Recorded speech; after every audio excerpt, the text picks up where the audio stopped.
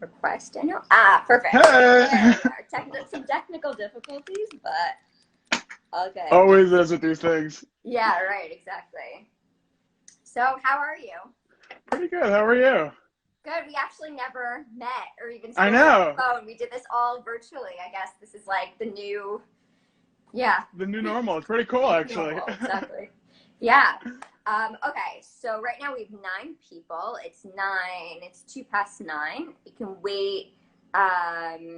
We can wait a little bit more. Are there people on already that you know? I saw a couple familiar names so far. We can give it a minute, just talk a little bit and see, if we get Yeah, some more people on and then go from there. for sure. Are we going to be able to save this afterwards for people who can't see it live? Yeah, so the screen was actually blank for like a few seconds in the beginning because I was recording on my computer. So Awesome. hopefully, I think it also saves it afterwards. So I think we can download it there as well. But I'm recording on my computer, if not, so got it. Awesome. Covered. So we got it back up. Exactly. Wait, so do you have like mushrooms and stuff behind you as well? I do. I got a whole bunch of stuff to show off today. I'm so I actually excited. even have mushroom blocks over here so you can actually see how mushrooms grow. Because I have a small mushroom farm in the other room over there in my apartment. Yeah, for real. That's so cool. And I got some boxes of repurposed shimori matza boxes that we're using as mushroom storage. Over here, we got a bunch of different types. Reuse. Recycle and reuse. That's amazing. Yep, so these are, I'll show you these over here. These are called reishi mushrooms. They're a medicinal mushroom. It's just, these aren't really edible. They grow in these antlers, and then you could turn them into like a tincture. And I don't know anything, I don't even know what you just said. What's a tincture? So a tincture, I'll show you actually, because I'm working over here. So some mushrooms have, have medicinal properties to them. And it's used a lot in Asian culture specifically. There's some science behind it. They're not terribly researched all that much. Hopefully that's going to change. But so one of the things that you can do specifically with medicinal mushrooms, one example is lion's mane, which I'm growing right here. These are... You post about that spot. Yeah, I love these. It's funny because they actually kind of look like a brain. They take the shape of a brain, and they're supposed to be really good for your brain. They promote nerve growth. It's given to people to hopefully stop things like Alzheimer's and dementia. Wow. It's supposed to be very good for your immune system, all stuff like that. So basically what you do is you could just eat them. Eating mushrooms is great. There's a ton of benefits of eating mushrooms. But there's actually some compounds in the mushrooms that you can't get just from eating it. So you have to extract them some way. So this is lion's mane mushroom that I dried and powdered, and I mix it with a high proof grain alcohol. This is going to sit for a few weeks like this, and then I'm going to do another extraction with water, mix the two together, and then that's going to make, it's called a tincture. So then you could just add that to foods or just take drops of it medicinally. You don't shot it? It doesn't taste so great. Honestly, this is my first time making it, so I don't imagine it tastes that appetizing. It's just powdered raw mushrooms and I was expecting you alcohol. to say, like, when you say medicinal, like, when I was posting about the secrets of mushrooms, like, I knew what I was doing. It was sort of clickbaity. But a lot of people were like, what exactly are you guys going to be talking about? What mushrooms? So... Yeah, so this is totally all legal, above board stuff you can be very proud to show your parents. Great. That's not to pass judgment. My parents did more things than I did, so I could show them anything. Yeah. But okay, we're so probably we're at for 16 people. Oh, yeah, awesome. We're at 16 people here, which is amazing, and we're 5 minutes too. So I'd love to get started. And my quick introduction about you is basically I've been looking for Jews who are following plant-based lifestyles and things like that, which is not super common, I guess, or I haven't found so many yet. I don't know why, actually. So I came across you on Instagram, and I was following you, and I found the stuff that you were doing with Mushrooms Unique, and also your story about your whole journey and everything. So can you spend a few minutes talking about your journey, basically? Yeah, sure. First of all, thank you so much for having me here. I'm so happy that we connected. I love the thing that you've been doing on Facebook and Instagram and blogging. It's been incredible. It's been so exciting for me to see other people in this space now as well, getting excited about vegetables and trying to spread that love around and get everyone interested as well.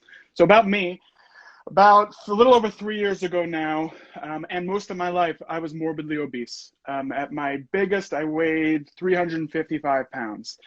And my second son was born about 3 years ago. And at the time, I was really ready to make a big change in my life. I knew that I needed some sort of lifestyle change. And I was trying to identify what I thought, my gold standard of diet should be. Because I knew if I was on any type of plan, eventually I was going to be off of it. So I needed to build that lifestyle so that it was something that would be sustainable, and something that I wouldn't just lose weight, get off the program, gain it back again, go back to my old ways. So I learned a lot about whole food, plant-based nutrition, whole food, plant-based diets, and I started incorporating that into my life. And, I tried many, many things over the years, many different programs over the years.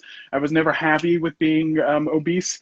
But this is the one thing that I found super sustainable for me. It really wasn't big of a struggle for me, honestly. And it really helped me reclaim my life. I'm a big fan of food. I've always loved to cook. I cooked a lot of meat before getting into this. So it's fun for me to find new ways to use that skill, to develop that skill, and do that in a healthy way. Because there's a lot of people, unfortunately, that are really suffering needlessly. And there's a lot that can be done to help alleviate that, hopefully. There's so much that we can get out of vegetables, and it's not necessarily that to say anything else is bad, but if you can highlight the good in vegetables and fungi too, there's just some amazing benefits that we can be getting and seeing in our life. And there's just a lot of misconceptions of what we need to be eating every day too. So I'm, just trying to change that, trying to show that this is a possibility. You can thrive on this, and you can enjoy it too. And it can be really tasty, yummy, and you could be at the forefront of everything that's culinary. Some of the greatest chefs in the world are cooking with mostly vegetables or all vegetables. Some of the greatest restaurants in the world are purely plant-based. So I'm excited to show, you and your followers and everyone else who's watching today, some things that they maybe never have seen before, specific with mushrooms, because mushrooms to me have been like a lifeline throughout this whole thing. I was a big meat eater beforehand.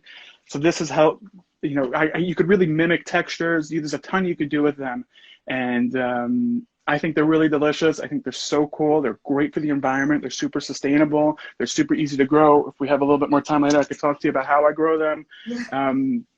And it's just a no-brainer to me.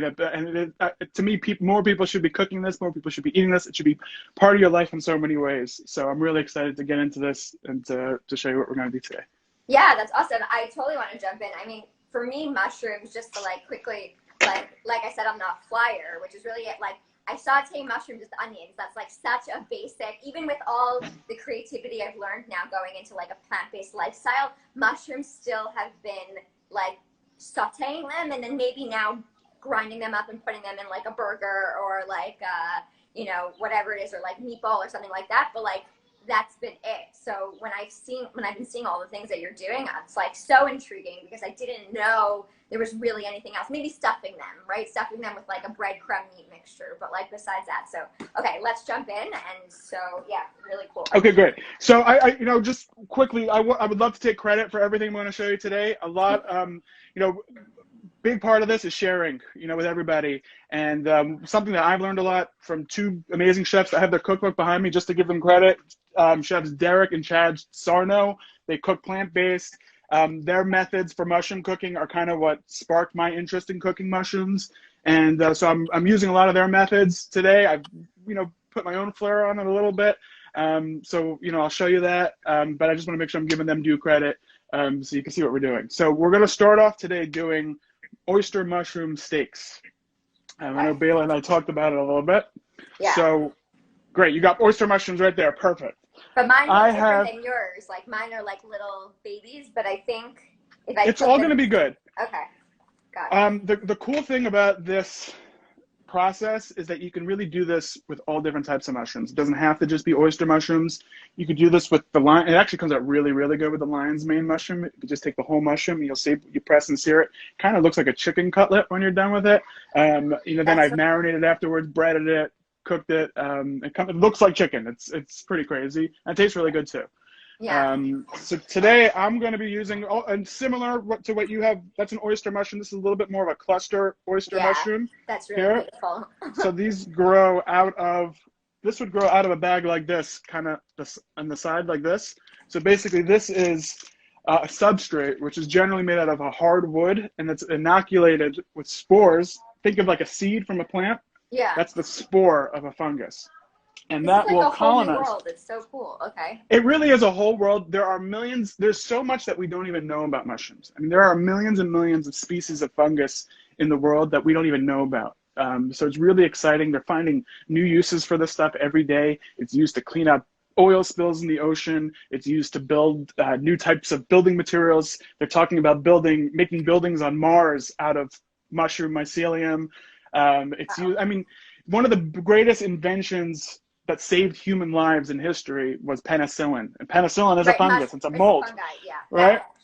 Yeah. So there's so much, I mean, especially now with what's going on with COVID and pandemics, there's so much here to look at and to hopefully, can give a lifeline for so many different parts of life. For me, it's helped me get control of my health, and I'm going to show you how we did that. So to start off, we're going to take a heavy cast iron skillet here. I'm going to get that going. We want to get it nice and hot, so we got a minute. So should I turn the heat on? Yeah, turn the heat on as high as you can go for your. You have a cast iron or just another heavy? This I think is pretty. Yeah. Oh, perfect. Okay, great. So let me just get this here. All right. I'm gonna move my camera so you can see.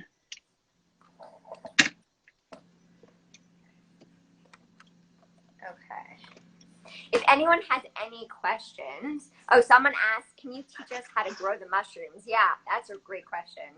I think. I'm definitely happy to talk about it. I'll put a link afterwards. There's somebody who actually I found on Reddit, and he has an Instagram too. His name is Mike Tyson Mushrooms. Check him out. He's a great supplier of all things relating to mushrooms and can help you get started. I don't think he ships to Israel, but maybe. He definitely in the United States. And it's just a good way to get your feet wet, take a look, see what's being done. Okay, so I'm getting the pan heated up. One thing I wanted to point out also is that, part of the way that I look at food isn't just the plant-based part of it, it's also the whole food part of it. So I try to limit things like added sugar, oil, salt.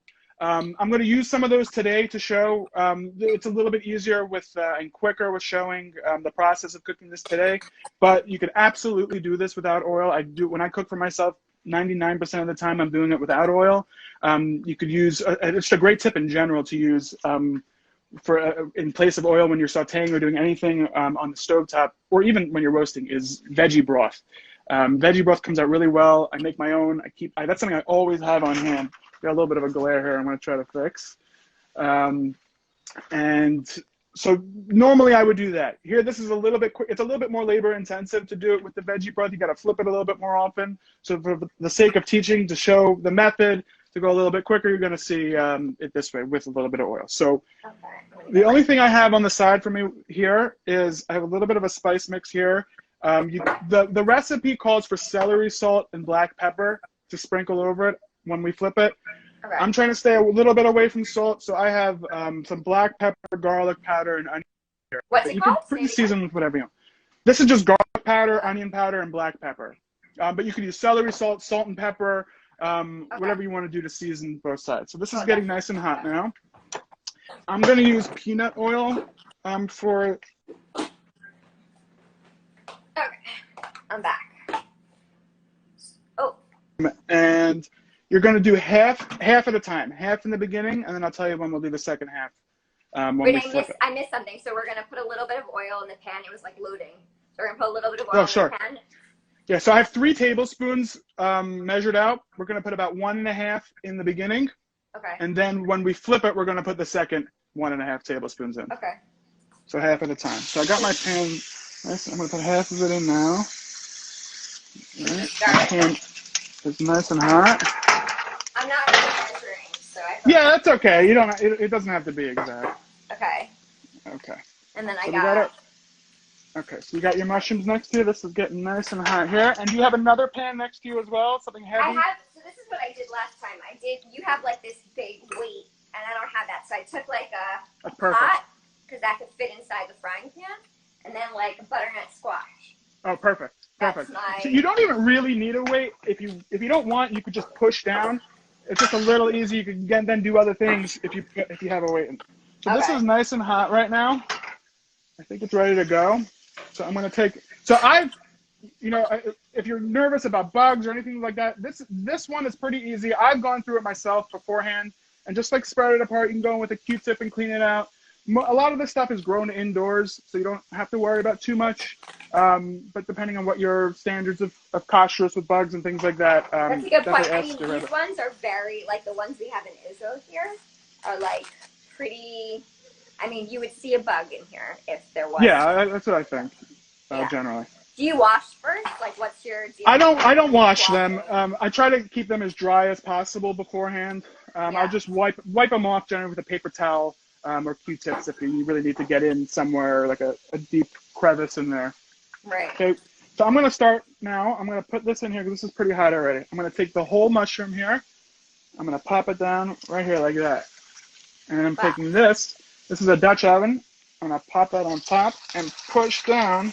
You can either push down with your strength, or I have a kettlebell that you could just pop in like that.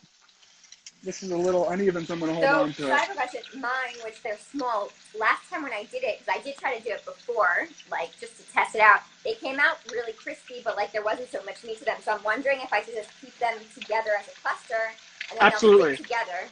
Okay. Yeah, if you'll be able to press them together, and then it's should hopefully come into a more cohesive steak type of thing. So generally do this for about a minute or two per side. Alright, let's try it. Okay, so I'm like sticking mine together as well. Okay, cool. Put it like this, and then just press it on top like that. Exactly. You can leave it, or you can apply a little bit of pressure to it. Did you already spice it? I didn't do anything to it yet, no. As I flip it, then I'm going to season the sides of it. So the one thing to be careful about too is that mushrooms have a pretty high water content generally. So just be careful if you have oil in there. Once they mix, so it's not splashing up and hitting you. But it should be pretty good. We're not using a ton. My Aunt Rena's on here, and she said, yeah, mushrooms absorb water, so no washing.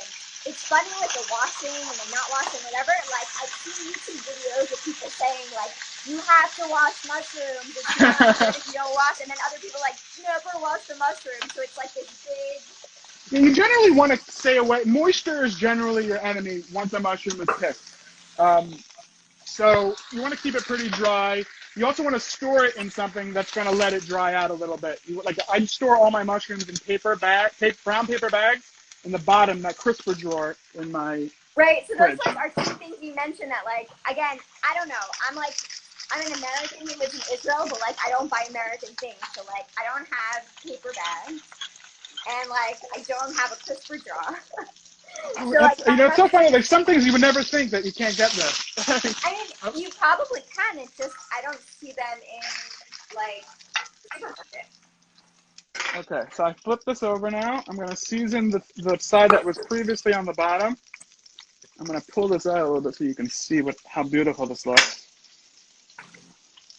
Color on that guy. Okay, I'm going to see if I can flip this together. Probably need like a...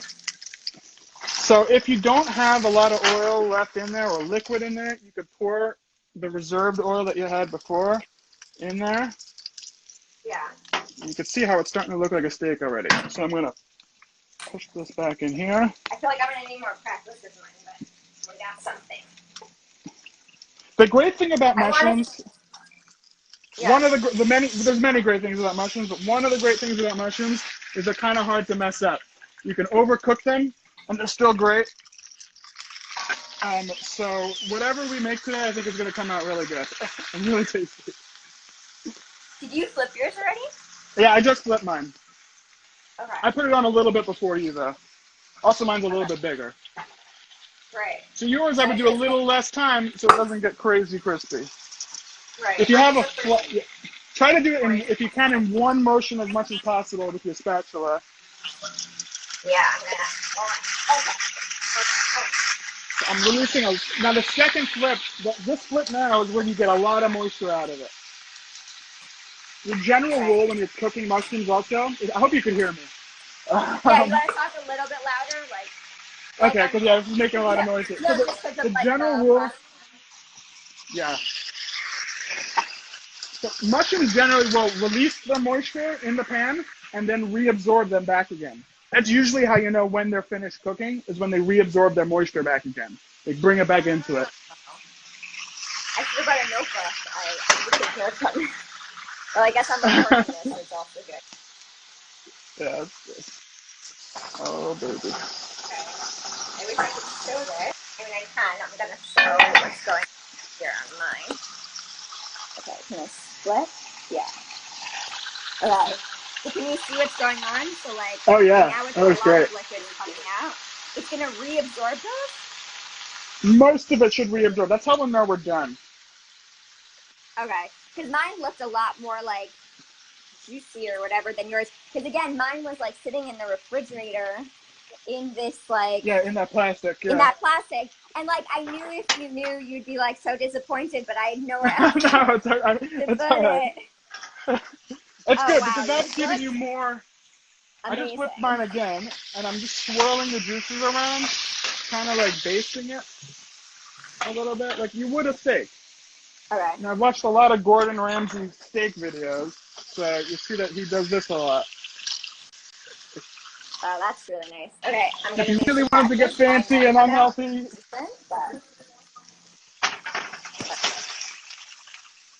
Okay. You could put some like herbs in your pan also as well when you do that, like you kind of would with a steak, or if you want to go a little bit less healthy, some vegan butter or something like that. Or if you're cooking, full. I mean, just because, like, don't limit yourself. Use the ideals in whatever way you're going to eat. If you're not going to eat vegan, it doesn't mean that you can't incorporate ideals like this into your cooking to make it healthier, to make it more exciting, and more delicious, hopefully. So if I could show you, I am going to put some of these on here. These are dried onions that I did. Oh, yum. Yeah. I got myself a dehydrator from Amazon. Oh, that's great. Someone delivered here. However, I used a transformer, so that I totally blew the fuse. I was really sad. But then I figured out you could actually do dehydration in the oven. Yeah. So I did, it took like a day, so we keep talking about doing like strawberries and other things, but this is pretty cool. So now I've There's so many cool things. Mushrooms, you could actually dehydrate them and use them as a seasoning. It adds a really nice umami flavor to dishes. Yeah, so I you saw can just, that. That's so cool. Yeah, I do that a lot. Let me show you. This is just about, almost all the liquid is done. I'm going to take this out to show you. Wow, that's so beautiful. I'm not even close to that.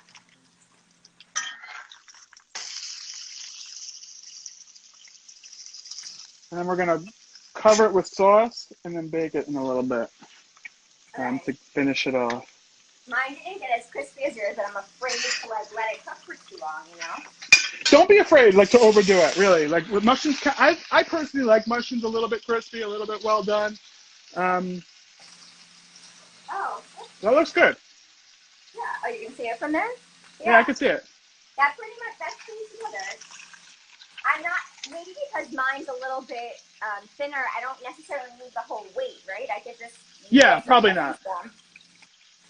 You're already at that thin level, so you don't really need to the thicker it is, the more you need to press it down so it gets into that steak. Right, I feel like I'm pretty much cooked through. Wow, this smells amazing. All right, doesn't it smell good? So good. All right, I'm going to take this one off now. Look at that. Look how beautiful that is. So fun. I did not put salt on it, but should I not? Because the barbecue sauce has salt in it, so I don't need to add any salt in here, right? Yeah, so like if I wasn't being concerned about health at all, I would have probably covered this in salt and pepper. Just because I like heavily seasoned things generally. Just trying to be a little bit lighter in that. You can see that. Right.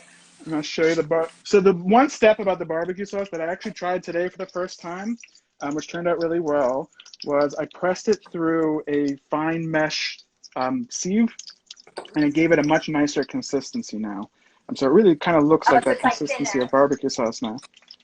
Yeah, mine's more of like a tomato sauce ish. Oh yeah, But I'm sure it's good. and I didn't put in a beet because I didn't have it, but I used a Oh, little okay. bit of instead of maple syrup, I used date honey, so that gave it Oh, like a perfect. That's different. even better. Wow, that's gorgeous. Oh, thank you. So what I would do, so the dates is great. I honestly was going to tell you dates to begin with, but I didn't want to make it too complicated. But I'll actually put just whole dates or soak them in warm water for a little bit and use that as my sweetener. So you're getting all that fiber and all the good stuff in the date. Yeah. Okay. I have to get like a high power, like a blender. Mine's not high powered, so if I put a whole date in, even if I soaked it, I was afraid that I'd have like the little pieces of the dates and stuff. So I agree with you though. Like when I make tomato sauces many times, I'll just put a whole date inside to sweeten it. It's like a great. Yeah, it's great, and it's really good. You don't miss like the other stuff. It's a really nice flavor, and you don't feel guilty about eating it. Okay, so for this I used. I'll post the recipe afterwards. This is beets, whole tomatoes that I pureed, a little bit of tomato paste, oregano, garlic powder, onion powder, a white onion, and a little bit of maple syrup, and I'm missing apple cider vinegar. Apple cider. So that was all cooked together, pureed, and then pressed through a sieve, which gave it a really nice consistency. Let me see if I can get this. So I'm going to brush it onto the steak. Oh, I gotta get my brush. Okay. You can see me, right? Okay. So just be generous with it. And just brush it. All right, I'm doing mine one more time, and then I'm gonna take it out. Okay, I'm gonna get a brush. I'm going to brush both sides of it. All right.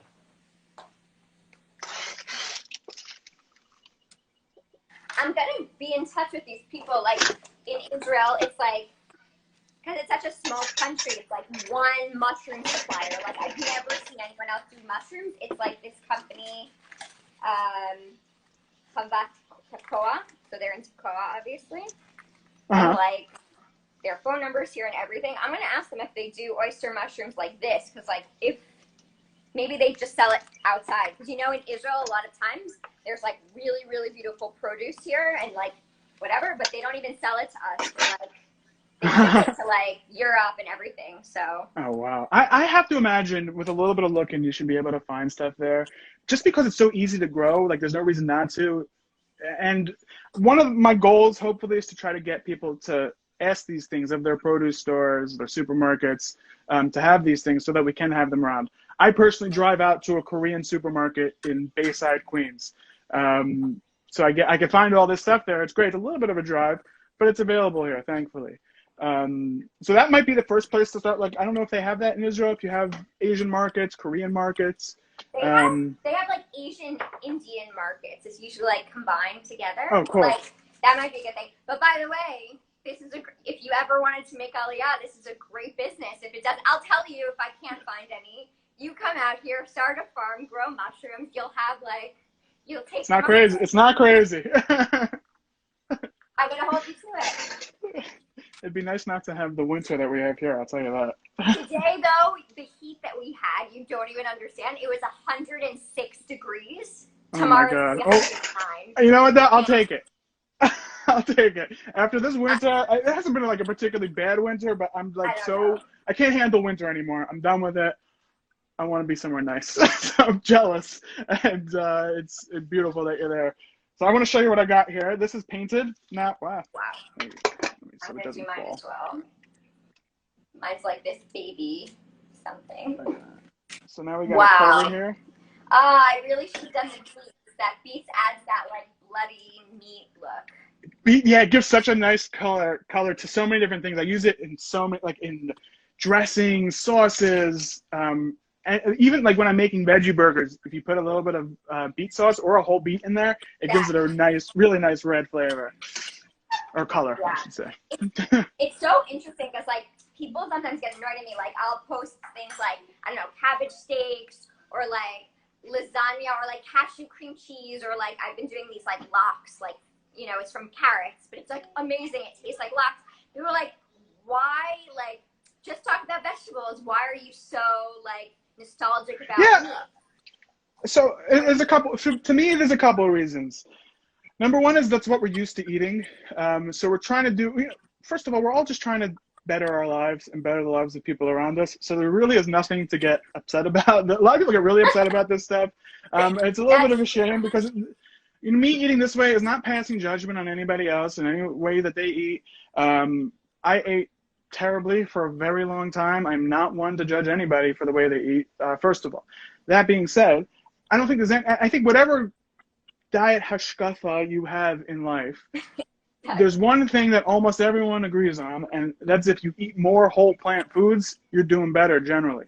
So the more you can add this to your life, the better you are. Now, why take a steak? I think it tastes really good. I think it looks really cool. I think you can, it's just a really interesting, good way to do it. When in the past, I would do things like just saute mushrooms. Not that I have a problem with that. You get kind of sick of it. You want to try new things. You want to have a diverse, you want to get excited about your food. You know, eating healthy isn't just about limiting yourself, keeping yourself away from the pleasures in life. It's about finding those things in a little bit of a, hopefully a little bit of a better way. And I really enjoy the food that I eat. If I didn't enjoy the food, it would not be sustainable for me. It wouldn't be something I'd be able to keep doing for all these years. So to me, it's really important to get excited to cook and to have this part of your life. And, you know, things like certain things, like the carrot hot dog thing or a burger. To me, a lot of a burger revolves around the bun, number one. I think it used to always upset me when I'd go to get a burger somewhere and it was a terrible bun. I was like, you need to have good bread for your sandwiches. I'm like a big bread guy. So like to me already like 75% of the burger is about the toppings, the bread, all that stuff. Same thing with a hot dog. Like those carrot hot dogs, I gotta be honest, I had the same reaction when I first saw that. I'm like, either just eat a hot dog or eat something else. Why do you need to eat a carrot hot dog? And I tried it. And first off, it's nice, like if you're at a barbecue, just to be able to hold something like a hot dog so you're socially part of what's going on. But it's also, it's surprisingly close. Like it tricks your brain a little bit, and you have that crunch it's in the bun. Like I've made it a few times, and like I tasted it, and I'm like, and I let my kids taste it, and they're like, that's not a hot dog. So then we're like, okay, it's not a hot dog. I cut it up and put it in something else. But I haven't tried, but you're so right. Like with a burger, in the end of the day, I was the one who would like stack the burger with like avocado and sauteed onions, whatever. Like you couldn't even taste the burger anyway. So I need to try that with the hot dog. That's totally right on. Yeah, it really tricks your brain, and like even has a similar crunch to it. Like if you cook it a little al dente, you get that little crunch that you would get from a hot dog, and it comes out really good. It's cool. Okay. So someone here asked, I don't know who this is, maybe you know this, Kestenbaum, whatever. He said, Dan, how do you feel about the Beyond or Impossible meats? Okay. Beyond or Impossible meat, I think they taste really good. I don't necessarily think they're the most healthy thing to be eating. They're still like a heavily processed food. There's a lot of oil. It's not really a health food, but I think it tastes really good. I have them in my freezer. I'll use them, and I think there's probably lots of benefits to doing it. I don't know if it's necessarily healthier than a burger. It might be better for the environment. I think it's probably better not to be killing an animal if you don't have to be killing an animal. Not that I'm not a vegan. I do care. I love animals and care about animals and all that, but I'm just, that's not my value system necessarily. But that being said, I do think it's important to not needlessly just kill or torture animals for no reason. So if you have an alternative that tastes really good, why not use it? So I have it, something that's quick for me once in a while, for like a weeknight dinner. If I'm going to a barbecue, I kind of like have lost my taste for red meat a little bit over time. So that's something I'll have instead. I'll be a little bit more socially involved in a barbecue, especially if I haven't spent the time to prepare some sort of like beet mushroom burger or something. So this is something that's nice and quick. I'll then make probably some sort of mushroom topping for it, like a pulled beef type of thing. Wow.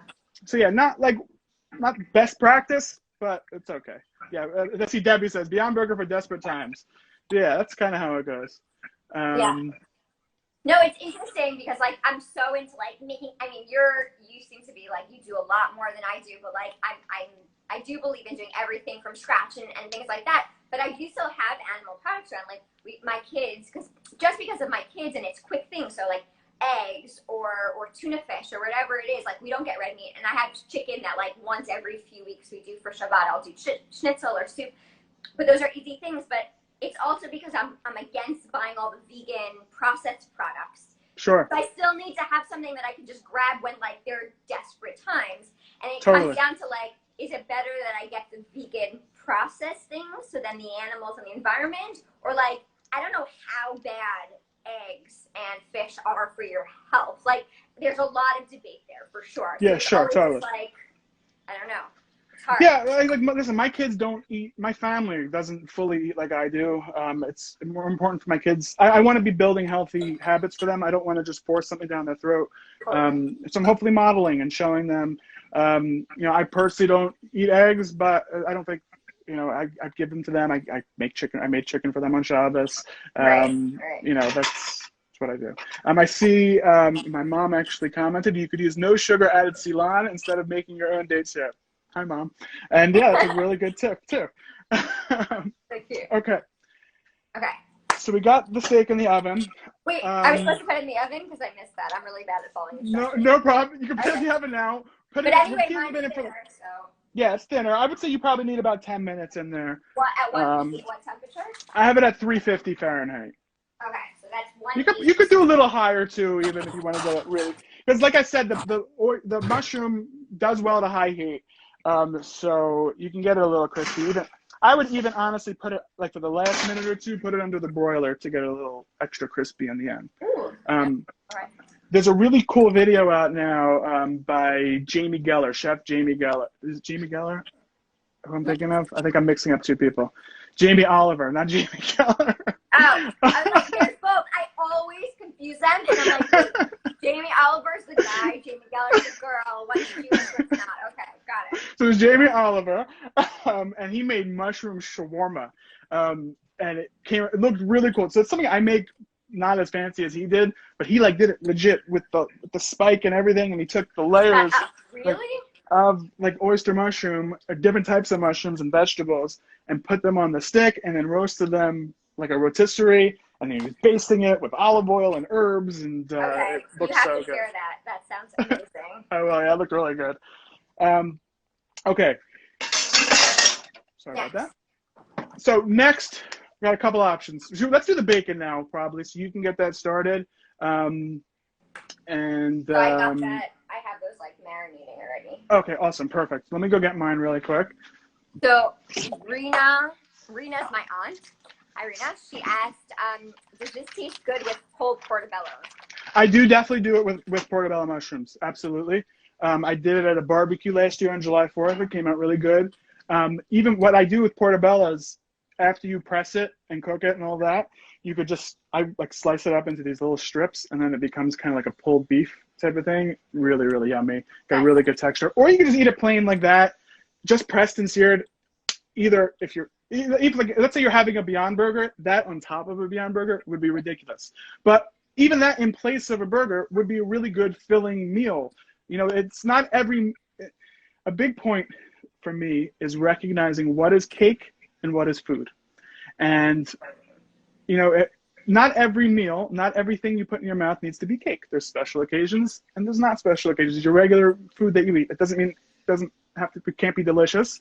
But like that could be something you could have at a quick, easy meal. Why not have that? Let's say you're only doing meatless Monday, a little healthy day. That's something you can do instead of a meal, and it's going to be filling and satisfying, and it has everything you need in it. It's got protein, it's got fiber, it's got all sorts of vitamins and minerals. There's nothing to be worried about that you're missing out from eating this as opposed to eating a piece of beef. Okay. And also, like, when people talk about protein, whatever, unless people are athletes, like, everyone's so obsessed with protein, but, like, I don't don't think people realize they don't need that much, but it's like this thing Totally. that You totally really don't need that much. First off, we're not, even if you're working out, right? Like I work out a little bit. I'm not a power lifter or anything. I know it's kind of hard to believe, but it's, we don't need to be eating that much. We need to eat, of course. Protein is an important part of your diet, but to me, it's one of the last things you should be focusing on. I think way more people are fiber deficient than they are protein deficient, and most people aren't. I think it's way more important to have a lot of green and colorful vegetables every day than it is to worry that you have protein. And there is tons of, like, for example, this mushroom right here that I'm growing, lion's mane mushroom. If you are worried about protein, this has 32 milligrams of protein per 100 grams of it. That's very similar to chicken. It's like a couple milligrams less, but really close. So things like this, quinoa, beans, there's tons of protein in that stuff. Even broccoli, greens, all that stuff has protein in it. So it's really, really hard to be protein deficient. Not something I really worry about too much. Bacon. Okay. Yeah, I'm really curious how we're going to turn this into bacon. I also didn't follow your recipe exactly because I'm really bad at following recipes. So I added a little bit of heat. So it's a little spicy, but I think I'll be okay with it. Not sure if my family will be. They're all Ashkenazim. I'm trying to build up the heat intake here, but Okay, so this is marinated mushrooms. You have shiitakes. Here I have shiitakes and king oyster mushrooms. King oyster mushrooms are these guys right here, which I'll talk about in a couple minutes to let you know what else you can do with these. Right? These I don't grow, not yet, but I'm working on it, actually. I will be growing these shortly, God willing. So this is a marinade that we'll post afterwards. It's got tamari, garlic, onion powder. There's a little bit of maple syrup, sriracha. Anything else I'm forgetting? If I remember, I'll post the recipe afterwards. Also, you can totally customize this. If you want like a maple bourbon kind of thing, you could do that. Look at any of your beef jerky menus to get inspiration for different flavors that you can do. Some people do probably not so healthy, but you can do like a cherry Coke kind of thing you see people do. Different teriyaki. You can do Middle Eastern, like a za'atar, cumin kind of thing. You can go in a million different directions with it. But this is just your basic. So I used to make beef jerky for my shul, for Kiddush, with a dehydrator. So this is kind of a similar marinade that you would use for beef jerky, but we're giving a little bit more of that bacony flavor. So for this, I'm going to line it out on a baking sheet. Now, again, you have the option of doing it with oil or without oil. I generally do it without oil. And to do that, I'll take a baking sheet and just line it with parchment paper. And then you can lay your mushrooms just flat straight on the parchment paper. Now, if you want it to be a little crispier at the end, a little bit closer to what you might be used to as bacon, then you could put about 3 tablespoons of oil instead of the parchment paper.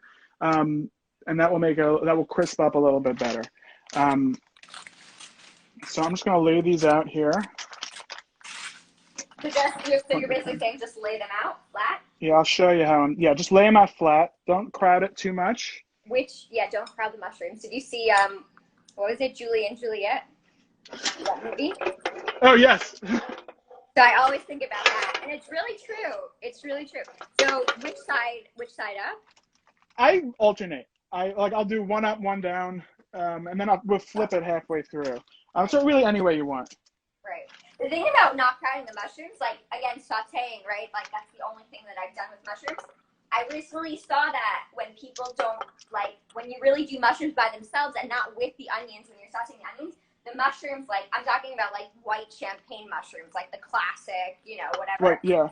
But they get really browned and really nice, and the flavor is so much better. So I've been doing that also. So that's my new technique on mushrooms. Not as it's funny. I was just reading over Shabbos. I can't remember. There was a big book that came out in the 90s. I'm forgetting it right now. But it was the chef who wrote the book talks about how they switched from making veal demi-glace, which is the base of so many French sauces, and he makes one now out of white button mushrooms and shallots. And it's so much quicker and comes out so much more delicious than what he was using previously. So I think that's really fascinating. It's cool. You know, I pick up on these things now. I was just watching like Top Chef earlier today, and you can see how they're using mushrooms in place of meat in a lot of things. It's really becoming a big thing in the culinary world. So this I have laid out here on my baking sheet, and I'm just gonna. You want to cook these low. Now we have the meat in there now, so your oven's probably a little bit higher. So it's okay to start out at a higher temperature. Mm-hmm. You could switch it. It's not an exact science, so you could switch it throughout. But generally, you want to cook it low and slow, like 300, even 275 if you're having. Go down to that for about an hour, a little over an hour, to get that and they're gonna crispy, get, like, nice. Crispy. I'll show you through the magic of internet cooking. Right, exactly. I have 2 trays here. And let me show you. Should I take my steak out? Like, how do I know? So if it looks like the edges are nice and crisp, I'm going to take mine out, actually, now that you mention it. I have to find a glove. Oh, here we go. Wow, this is totally, I mean, it looks like meat. Like farm meat. This is crazy. Okay, I don't know. I'm gonna bring my phone down to the oven and I'll consult with you. Okay, ready? Okay.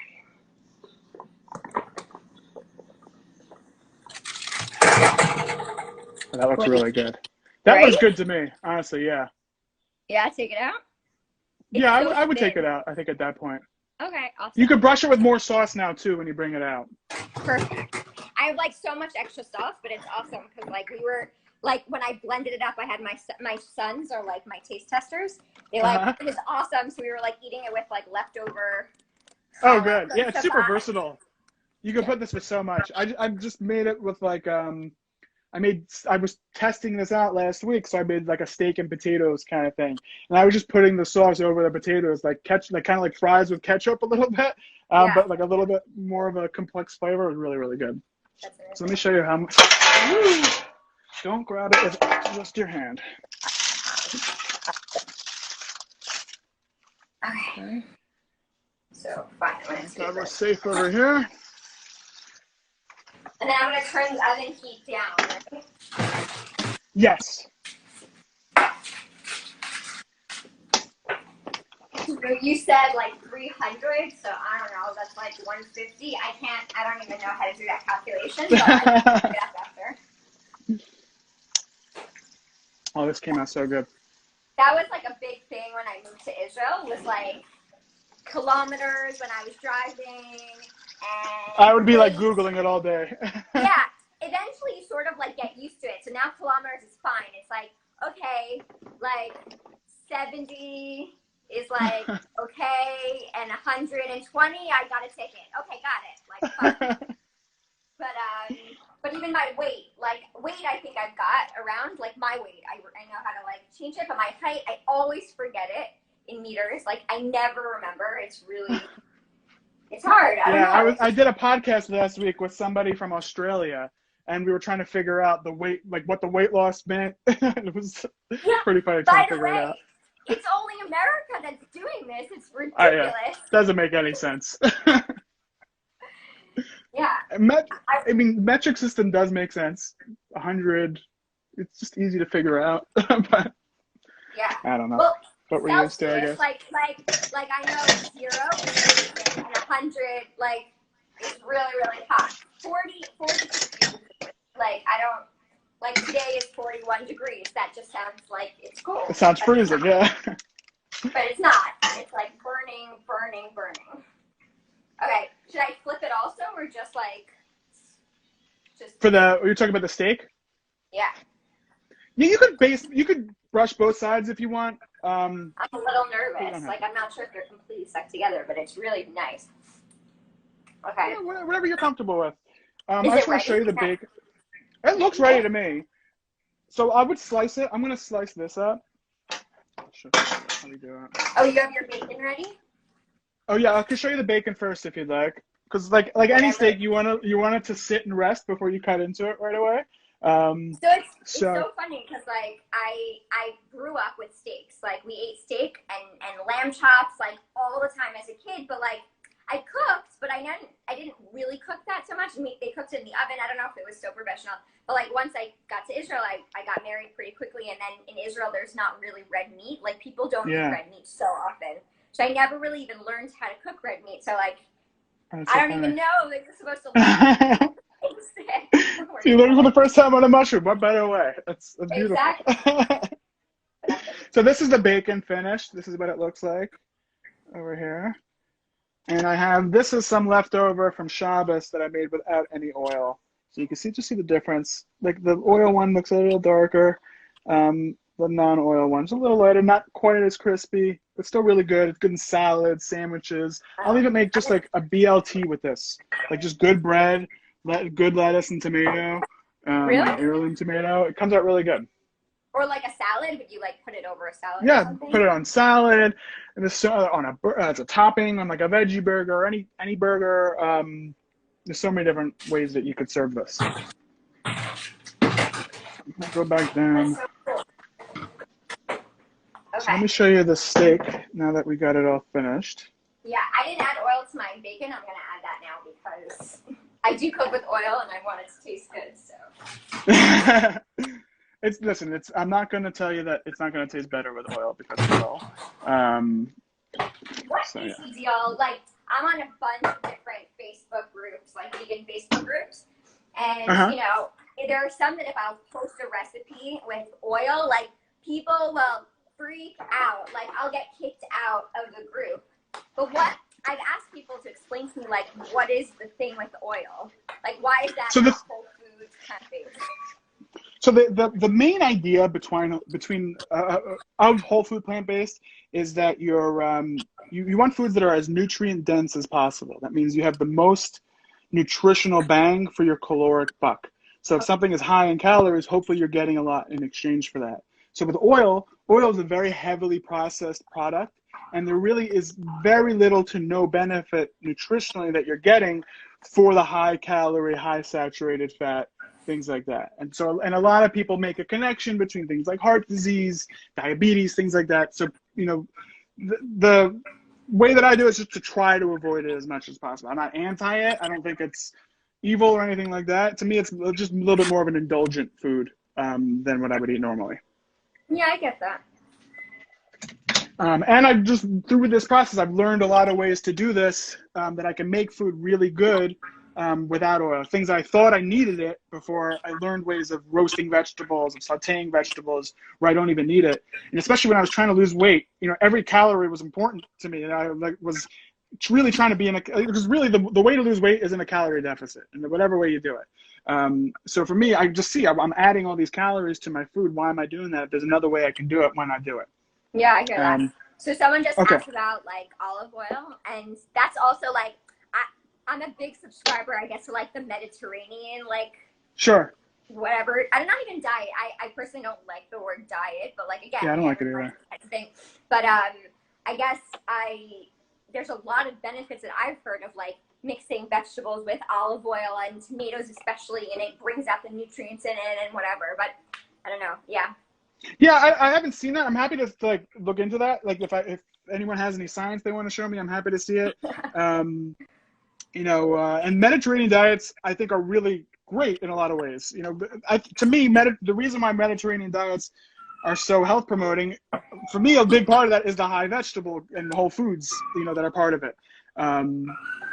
So I think that's a great play.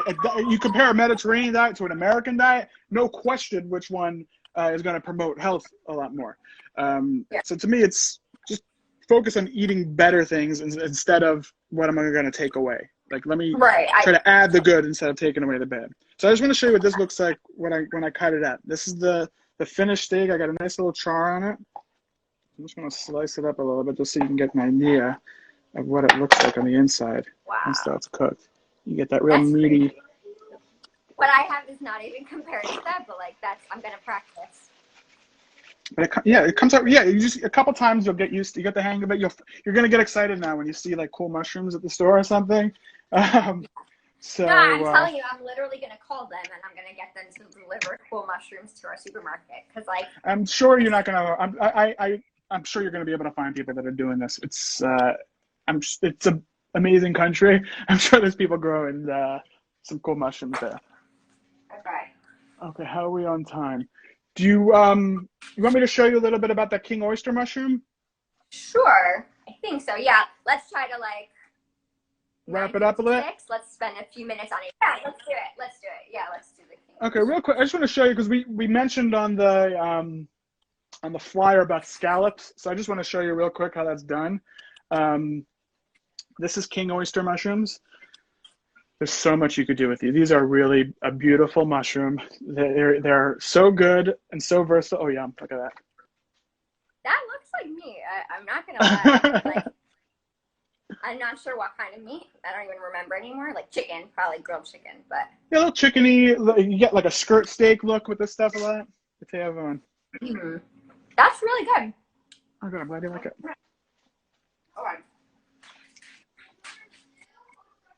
Okay. So yeah, what are you doing, Taylor? So sorry, So I'm like eating. That's like these my thing. no problem. I mean, this is food. It's meant to be eaten. We'd be wasting our time if we were just cooking this for nothing. These are amazing. Exactly. Ask your produce store to get these. I would love if I can get these 5 minutes from my house so I don't have to drive 25 minutes to get them once a week, but they're really great. They're super sustainable. I just want to show you quickly a couple things you could do with them. One great thing is that you can cut them into these like scallop shapes. And then if you, I'll just show you up here real quick. If you cut a crisscross pattern into it, like that. We can't really see, but we'll see after. Yeah. Oh, cool. Let's see. So you basically just cut off the base? So this is from, I cut off the top. I slice off the top. And then from this part right here, you can make these scallops out of them and then sear them in a hot pan like that on both sides. Or this is probably what I do more often than anything else when I'm cooking mushrooms is make this into like a pulled meat. And to do that, into a what? this, yep, like a pulled meat kind of thing. Either you could, and wow. What's cool is you can make it any size you want to mimic any type of meat that you want. If you want like a duck that has a little bit more of a wider flake, you can do that. You want like a pulled stringy beef, you could do it like that. So all you do is you take a fork and you bring it down across the bottom of the whole thing on both sides. Over here too. You can see me.